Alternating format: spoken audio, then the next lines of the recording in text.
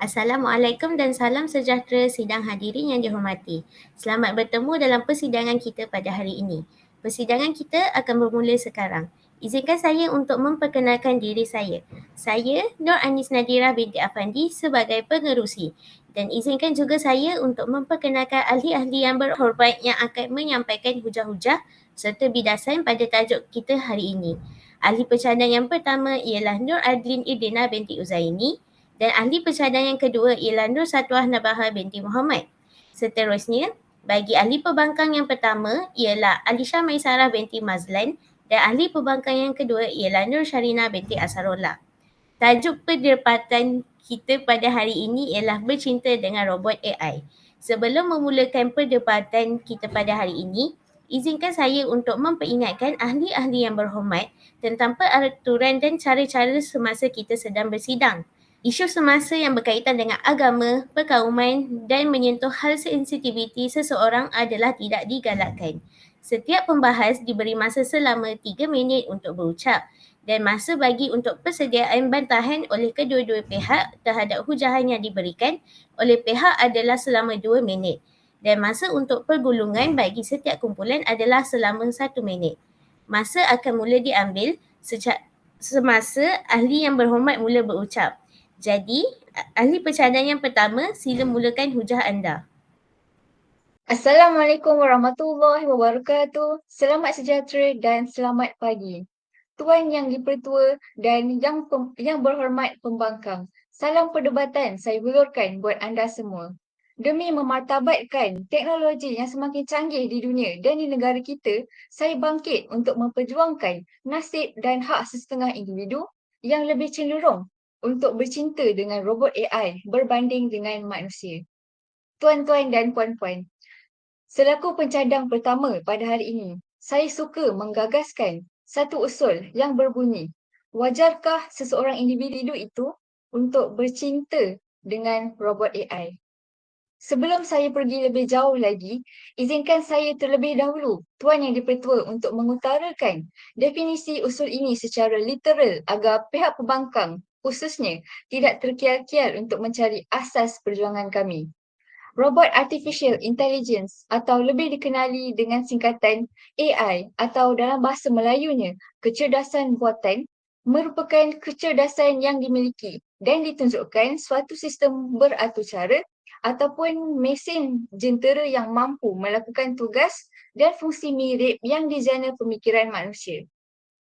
Tambahan lagi, konsep AI ini sebenarnya telah bermula dari zaman purba, tetapi kemunculan komputer digital pada abad ke-20 membawa konsep ini kepada satu kemungkinan.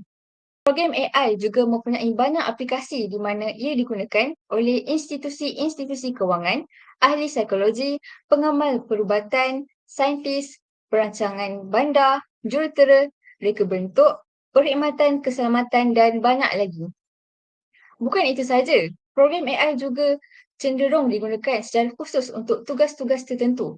Misalnya, ia boleh digunakan dalam permainan komputer, mentafsir foto-foto, meramal pergerakan saham, merancang perjalanan, mendiagnos penyakit, melakar analogi dan juga mentafsir bahasa. Tuan Yang Dipertua, kami meletakkan dua indikator yang memantapkan usul kami. Yang pertama, saya katakan ialah seseorang individu yang memilih untuk mempunyai hubungan dengan robot AI adalah tidak salah.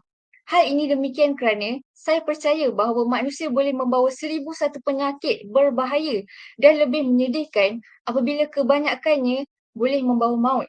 Berlainan pula dengan sebuah robot.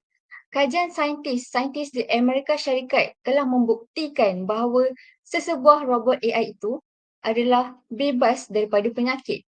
Oleh itu, di sini saya menegaskan bahawa menjalinkan hubungan dengan robot AI dapat mengelakkan seseorang individu itu daripada mendapat penyakit berbahaya. Contohnya, HIV, sifilis, AIDS, herpes, hepatitis, gonorea, chlamydia, serta penyakit seperti molluscum contagiosum. Selain daripada itu, hal ini juga boleh menurunkan kadar kematian manusia yang berpunca daripada penyakit seperti yang telah disenaraikan sebentar tadi. Selain daripada itu, hal ini juga boleh menurunkan kadar kematian manusia Bahan pula, penyakit seperti AIDS dan HIV belum mempunyai sebarang ubat yang boleh menyembuhkan seseorang penyakit. Oleh sebab itu, saya menegaskan bahawa menjalankan hubungan dengan robot AI adalah selamat serta telah terbukti boleh menjauhkan seseorang daripada mendapat sebarang penyakit berjangkit berbahaya. Yang di-Pertua Dewan dan seisi Dewan sekalian, hujah saya yang kedua pula ialah akan saya berikan sebab mengapa saya merasakan seseorang individu itu mempunyai hak untuk bercinta dengan robot AI. Seperti yang kita semua maklum, seseorang manusia apabila menjalankan hubungan dengan manusia lain adalah perkara yang normal.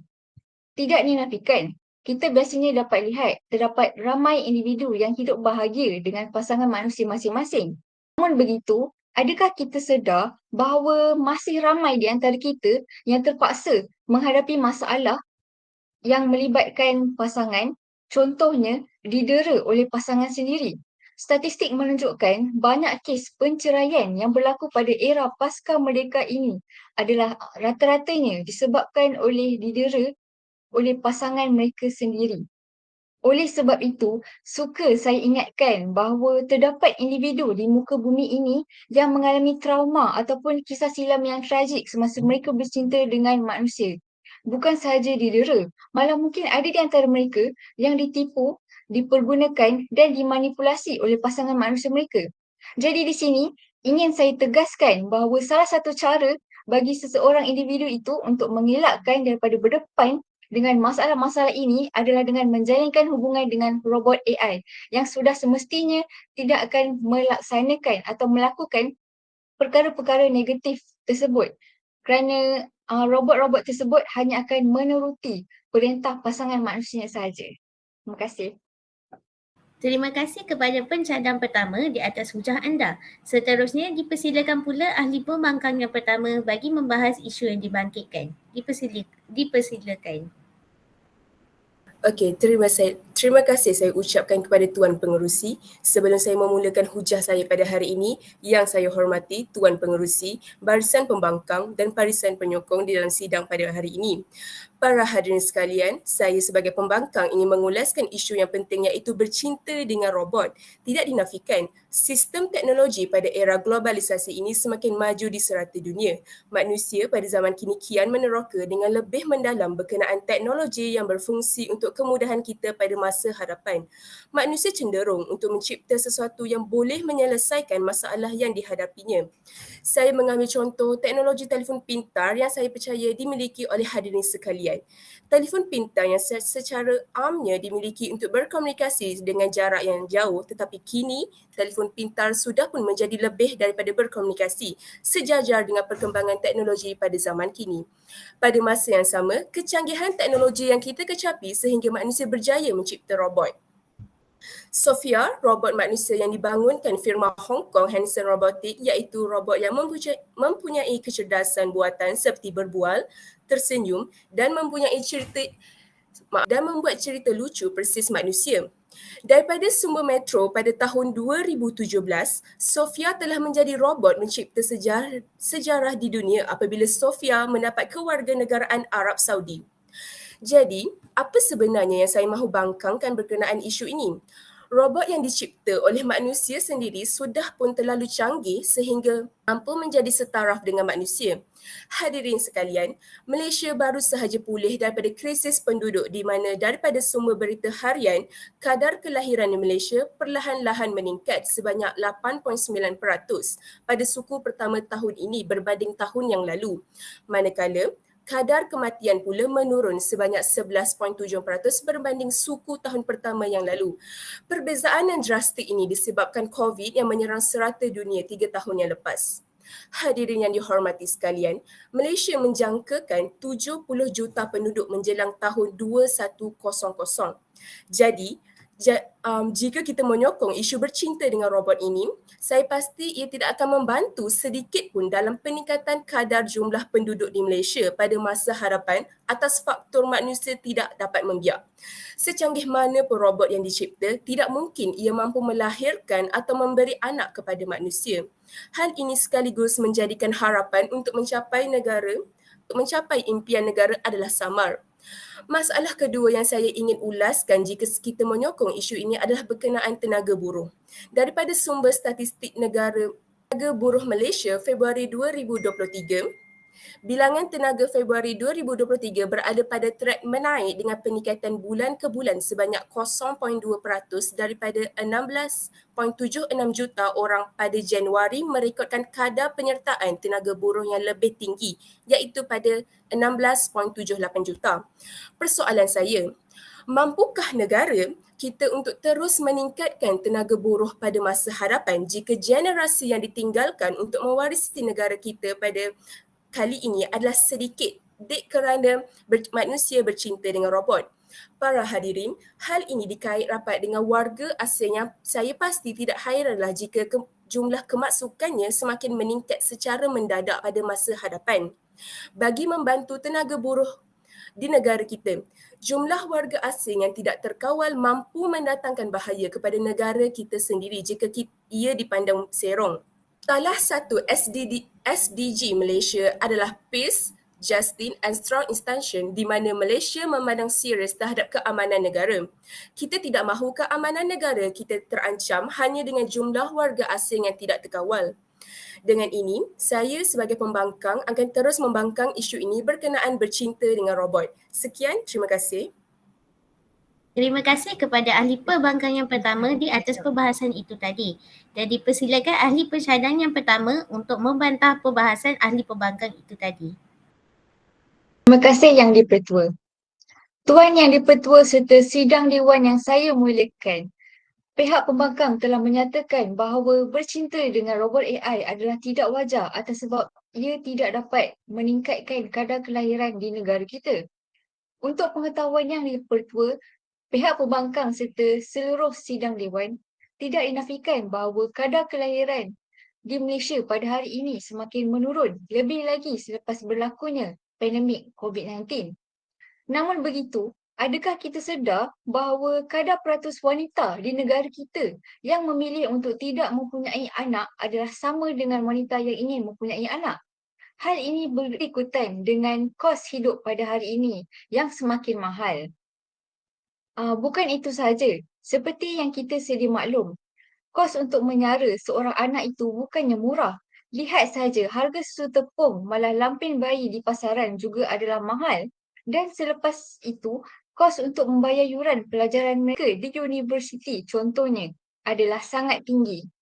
Oleh sebab itu, saya percaya bahawa peningkatan ataupun penurunan kadar kelahiran di sesebuah negara bukanlah masalah seorang individu itu untuk difikirkan. Jadi saya merasakan bahawa tidak ada salahnya bagi seorang individu itu untuk bercinta dengan robot AI kerana mereka tidak perlu risau akan masalah bagi kadar kelahiran di negara kita atas sebab mereka mempunyai hak untuk membuat pilihan atas sesuatu yang berlaku dengan badan mereka sendiri. Saya juga bercadang kita mestilah mempraktikkan slogan My Body, My Choice.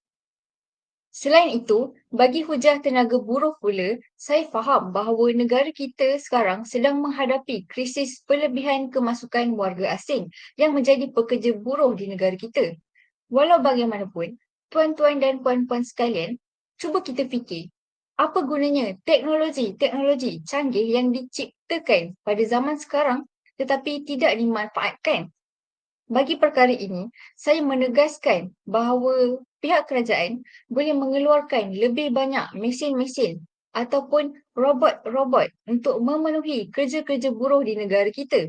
Dengan itu, pihak kerajaan tidak perlulah bersusah payah untuk membawa warga asing untuk bekerja di negara kita. Sebaliknya, kerja-kerja tersebut boleh dijalankan oleh teknologi-teknologi mesin ataupun robot-robot yang canggih di negara kita. Sekian, terima kasih. Terima kasih kepada ahli pencadang yang pertama di atas perbahasan itu tadi. Dan dipersilakan pula ahli pembangkang yang pertama untuk membantah perbahasan ahli pencadang itu tadi. Terima kasih Tuan Moderator. Para hadirin sekalian, saya masih lagi berdiri teguh dengan pendirian saya untuk membangkang isu ini dengan sebab yang pertama, penyakit seperti AIDS dan HIV yang secara amnya merebak secara seks serambang bersama individu yang dijangkiti. Tidak dinafikan, jika kita melakukan hubungan bersama robot, mustahil untuk penyakit seperti ini dapat merebak. Tetapi jika teknologi yang semakin meningkat canggih sehingga kita mampu untuk mencipta robot yang berkemampuan seperti manusia, maka apa yang membuatkan anda terfikir manusia tidak akan mampu untuk mencari ubat penyelesaian kepada penyakit ini? Seperti yang saya katakan, manusia cenderung untuk mencipta sesuatu yang boleh menyelesaikan masalah yang dihadapinya. Saya juga percaya bahawa banyak lagi alternatif yang boleh dilakukan oleh pelbagai pihak untuk menghalang penyakit ini daripada berleluasa dan daripada kita memilih jalan yang benar-benar menolak. Manusia cenderung untuk mencipta sesuatu yang boleh menyelesaikan masalah yang dihadapinya. Saya juga percaya bahawa banyak lagi alternatif yang boleh dilakukan oleh pelbagai pihak untuk menghalang penyakit ini daripada berleluasa, daripada kita memilih jalan yang benar-benar salah ini. Yang kedua, tuan dan puan, seseorang yang trauma dan memiliki kisah silam yang tragis ketika bercinta dengan manusia terdahulu itu boleh kita pulihkan dengan memberi masa untuk si mangsa mengadaptasi situasi agar dapat menjadi pengalaman hidup.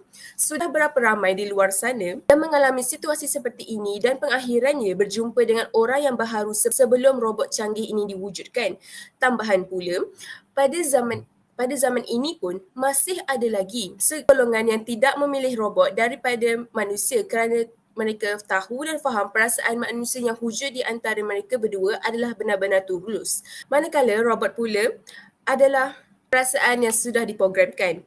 Daripada sumber Metro pada tahun 2020, Geoff dijaka daripada Australia bersama kekasih sejati robot humanoid bernama Emma. Geoff yang berasal daripada Queensland, Australia ditemani anjingnya Penny untuk meredakan kesunyian selepas ibunya meninggal dunia dan membuat keputusan untuk menjadikan robot sebagai pasangan hidup. Maka dapat saya simpulkan bahawa manusia yang memilih robot daripada manusia sendiri adalah kerana kesunyian yang melampau. Sekian, terima kasih. Untuk meneruskan lagi perbahasan kita ini, dipersilakan ahli pencadang yang kedua untuk memulakan hujah anda. Dipersilakan. Assalamualaikum, yang saya hormati Tuan Pengerusi, Barisan Pencadang dan Barisan Pembangkang. Saya di sini sebagai pencadang ingin mengemukakan tentang kelebihan bercinta dengan robot AI.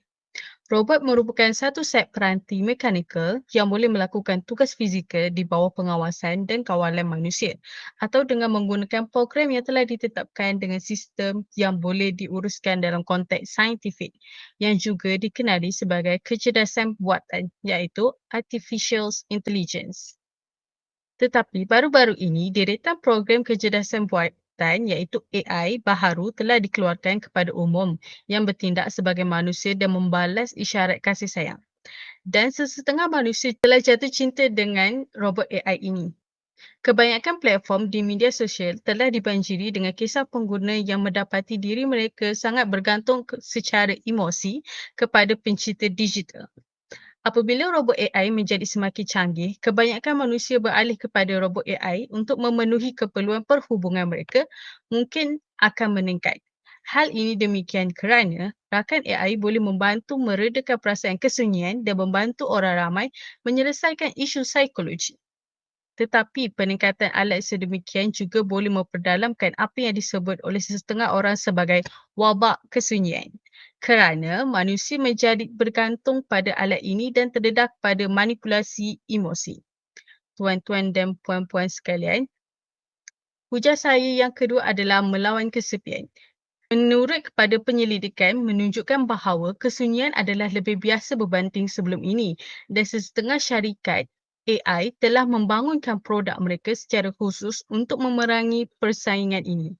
Pada tahun 2014, penyelidikan di Microsoft Asia Pasifik membangunkan AR Zero Eyes yang muncul sebagai gadis berusia 18 tahun yang jenit dan telah memperoleh ratusan juta pengguna, kebanyakannya lelaki di negara China. Menurut pada kajian yang dibuat oleh seorang doktor psikologi di London pada tahun 2017, seorang saintis iaitu Eugenia Kaida melancarkan aplikasi robot AI dengan harapan ia akan berfungsi sebagai rakan sokongan yang akan sentiasa berada di sana, iaitu sesuatu yang diinginkan ketika dia masih muda. Robot AI ini juga dapat membantu ramai orang mengatasi gejala kebimbangan sosial, kemurungan dan juga PTSD. Kecerdasan buatan dikembangkan oleh para ilmuwan dengan tujuan memudahkan segala kehidupan manusia. Hal ini juga dapat dipredikasi oleh para ilmuwan kerana bercinta dengan robot akan lebih fantastik. Hal ini kerana robot bisa menggantikan apa yang kurang daripada manusia, seperti emosi. Hal ini cukup masuk akal kerana mengingatkan robot AI akan berasaskan kepada kecerdasan buatan atau AI di mana mereka telah diprogramkan untuk mempelajari pelbagai pola perilaku manusia dan secara otomatis bisa memberi solusi dari berbagai masalah. Konklusinya, robot AI tidak cuma canggih dan juga cerdas, namun juga memiliki kepribadian seperti manusia biasa. Tuan-tuan dan puan-puan sekalian, hujah saya yang seterusnya ialah penggunaan robot AI dalam sektor awam. Kehebatan dan keunikan teknologi kecerdasan buatan iaitu AI bukan lagi kisah khayalan dan fantasi tidak dapat dijangka akal. Sebaliknya, ia mengubah budaya dan tata cara kerja manusia kerana dapat membantu dalam melaksanakan tugas harian, terutamanya dalam kalangan penuntut, pengajar, pekerja awam swasta serta mereka yang memiliki kepentingan tertentu. Tidak dapat dinafikan, kepintaran berfikir dan tindak balas oleh robot AI dapat meningkatkan pencapaian fungsi aras tinggi semakin samai dengan sifat manusia. Prestasi robot AI tidak terhad kepada kekangan masa, masalah konsentrasi kualiti maupun bebanan tugasan. Sebaliknya, komitmen diberikan sentiasa maksimum berbanding dengan tenaga kerja manusia, sekaligus berupaya mengendalikan tugas dengan optimis dan hasil cadangannya supaya memenuhi citarasa dan kehendak pengguna. Sebenarnya, bidang perkhidmatan juga telah banyak terkait dengan ilmu pemikiran dan aspek penulisan, terutama sektor pentadbiran hingga sepadan dengan kebolehan yang dimiliki oleh robot AI ini. Ini bermakna peranan dan skop tugas penjawat awam terutamanya yang membabitkan perkara rutin perlu melalui transformasi serta dikaji semula supaya kekal relevan, malah penggunaan aplikasi seperti robot AI ini dapat memberikan peningkatan kualiti dalam perkhidmatan kerajaan di samping dapat mengurangkan beban kerajaan dalam menanggung kos tenaga kerja manusia yang semakin meningkat. Terima kasih pencadang kedua di atas hujah anda. Seterusnya dipersilakan pula ahli pembangkang yang kedua bagi membahas isu yang dibangkitkan. Dipersilakan. Assalamualaikum, terima kasih Tuan Moderator dan saya hormati barisan pencadang dan pembangkang sekalian. Isu yang saya utamakan adalah berkenaan dengan robot AI adalah sangat ditegah dalam agama. Setiap manusia mempunyai pegangan agama dan kepercayaan masing-masing. Setiap agama mempunyai nilai dan peraturan yang harus dipatuhi. Berbalik kepada isu berserta dengan robot, hal ini telah dilarang keras-kerasnya oleh mana-mana agama sebatas untuk diketahui bahawa di Jepun, robot seks ini yang diperjualbelikan berupa wujud perempuan cantik, berambut panjang, tubuhnya juga seksi. Banyak manfaat yang dirasakan ketika seseorang menggunakan robot seksi tersebut. Namun, Islam amat melarang tindakan tersebut. Ustaz Fauzan Amin, seorang ulama dari Indonesia, menerangkan jika manusia yang bercinta dengan robot itu menyalahi kodrat Allah, kerana Allah telah mengatur semua terkait cara menggauli isteri yang sah. Firman Allah yang berbunyi, dialah yang membentuk kamu dalam rahim sebagaimana dikehendakinya. Surah Ali Imran ayat 6. Dialah Allah yang menciptakan, yang mengadakan, yang membentuk rupa, yang mempunyai nama-nama yang paling baik. Surah Al-Ahsyar ayat 24. Tidak ada dalil yang khusus mengenai robot seks, kerana ini masalah baru dan belum ada di zaman Nabi. Akan tetapi, jika kita membaca beberapa sumber baik Al-Quran, hadis, dan kitab para ulama fiqh, maka setidaknya ada dua kesimpulan hukum. Ustaz Fauzan menyebutkan, pendapat pertama adalah pelaku dihukumi seperti dosa zina, tapi tidak sampai dirajam, kerana melakukannya hanya dengan benda. Selain manusia, pendapat kedua boleh juga dihukumi, tidak sampai seperti dosa zina. Ulama merujuk pada hukum istimta dengan tangan, onani. Ada 4 imam yang sepakat mengharamkan. Mereka merujuk pada ayat Al-Quran surah Al-Mu'minun ayat ke-5 berbunyi, dan orang-orang yang menjaga kemaluannya. Dari Ibnu Mas'ud, ia berkata, Rasulullah bersabda, hai para pemuda, barang siapa di antara kamu yang sudah mampu menikah, maka menikahlah, kerana sesungguhnya menikah itu lebih dapat menundukkan pandangan dan lebih dapat menjaga kemaluan. Dan barang siapa yang belum mampu, maka hendaklah ia berpuasa, kerana berpuasa itu baginya menjaga atau pengekang syahwat. Hadis riwayat jamaah. Perkara ini dapat menunjukkan pelanggaran individu terhadap agamanya. Malah ia juga menunjukkan kurangnya kesempurnaan moral seseorang itu. Moral adalah perkara yang sangat penting dalam membentuk kepribadian seseorang untuk mencerminkan pribadi yang baik. Itu seseorang perlu mempunyai nilai murni. Jika kita menyokong isu bercinta dengan robot, maka secara tidak langsung menunjukkan runtuhnya moral hidup kita, menunjukkan seolah-olah kita tidak membatasi cara berfikir manusia dan melawan tuntutan-tuntutan agama masing-masing. Oleh itu, saya amat tidak bersetuju dengan isu berkenaan bercinta dengan robot berdasarkan hujah yang telah saya berikan. Terima kasih. Terima kasih kepada ahli pembangkang yang kedua di atas perbahasan itu tadi. Dan dipersilakan ahli pencadang yang kedua untuk membantah perbahasan ahli pembangkang itu tadi. Hadirin dan hadirat sekalian, saya ingin menghujah perbahasan yang telah diulas oleh pembangkang tentang bercinta dengan robot AI sebentar tadi. Kebanyakan negara memiliki pelbagai agama dan kebudayaan yang memiliki keunikan dan keindahannya tersendiri. Oleh itu, jika dipandang pada sudut yang positif, menunjukkan bahawa pemilikan robot AI ini bukanlah satu kesalahan, malah satu investment ataupun keuntungan kepada mereka. Hal ini demikian kerana dengan bercinta dengan robot dapat menjimatkan kos daripada sektor perkahwinan di mana tidak perlu mengeluarkan perbelanjaan yang banyak dan tidak perlu menanggung pasangan seumur hidup berbanding dengan robot AI yang hanya perlu melabur sekali sepanjang penggunaan robot tersebut. Robot AI juga didatangi dengan pelbagai fungsi dan dapat bertindak balas 10 kali lebih pantas dan bijak berbanding dengan pemikiran manusia. Sebagai contohnya, dalam melakukan tugasan yang diberikan arahan oleh pengendali program data tanpa ada sebarang pengecualian dalam melakukan perkara tersebut kerana telah diprogramkan. Oleh itu, pemilikan robot AI ini pada zaman pasca moden bukanlah hal yang beranggapan negatif dan perlulah dipandang secara saintifik dan secara rasional agar banyak pendedahan tentang kemudahan AI ini dapat diperluaskan. Hujah saya yang seterusnya adalah, saya sebagai pejadang membangkang isu yang dikemukakan oleh pembangkang sebentar tadi. Menurut kepada Doktor Kejuruteraan Komputer IT dari London iaitu Dr. Levy berkata, sama seperti perkahwinan sejenis yang sebelum ini, penerimaan kepada kepintaran buatan AI juga akan pantas berubah seiring dengan kemajuan teknologi. Hal ini bukanlah petanda penghujung ketamadunan manusia. Biarpun sudah ramai yang mengatakan robot akan mengambil alih dunia. Malah, perkara ini merupakan langkah positif dalam masyarakat kerana kelebihan mempunyai robot yang menyerupai manusia dapat dilihat bagi individu yang tidak boleh atau tidak mampu menjalinkan hubungan secara sesama manusia.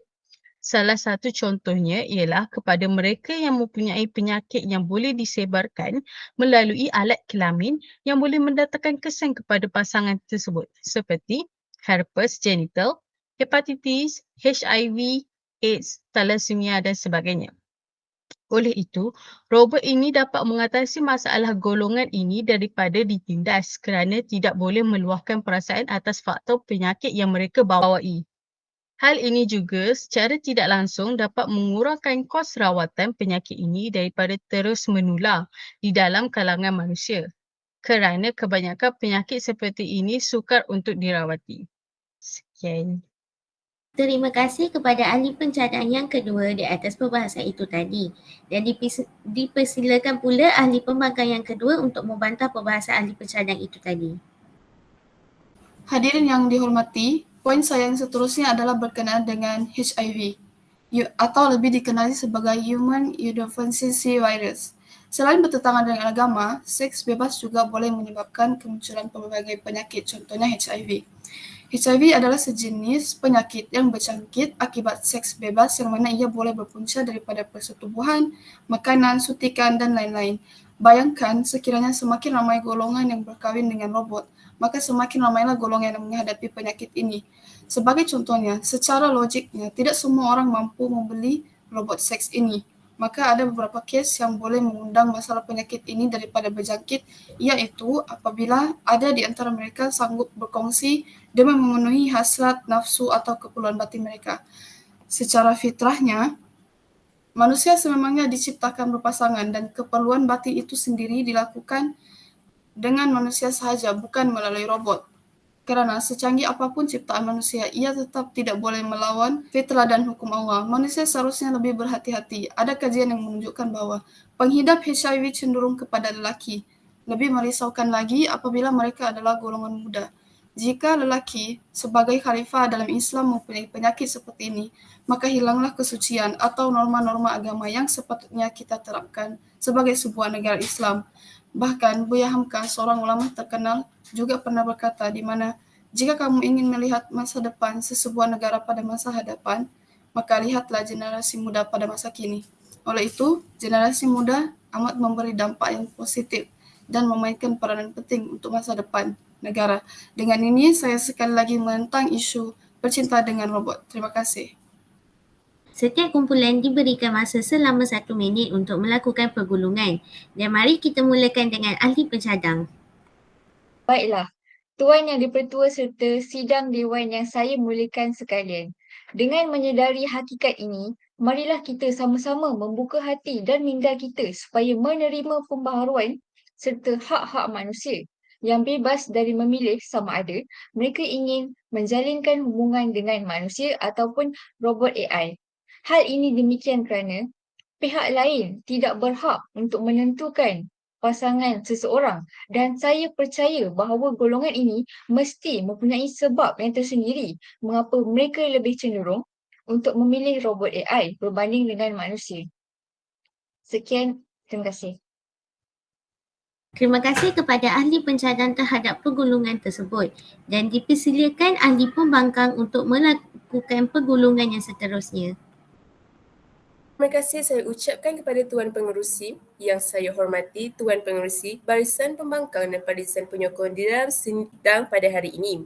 Selepas berbincang bersama ahli pembangkang yang lain, ingin kami simpulkan bahawa kami masih berpendirian tetap dengan pendapat kami berkenaan isu bercinta dengan robot. Benar, kami menerima isu-isu yang positif daripada pihak penyokong berkenaan isu ini.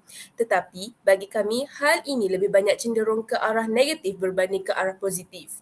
Dan isu yang diusulkan oleh pihak penyokong adalah isu yang tidak berasas serta tidak relevan. Oleh itu, demi kecemerlangan Malaysia pada masa hadapan, kami tegaskan sekali lagi bahawa kami membangkang 100% akan isu ini. Dengan itu, kami mengundur diri dengan segala hormatnya dan terima kasih. Terima kasih diucapkan kepada ahli pembangkang terhadap pergulungan itu tadi dan berakhirlah sudah sidang perbahasan kita pada hari ini. Sekian, terima kasih.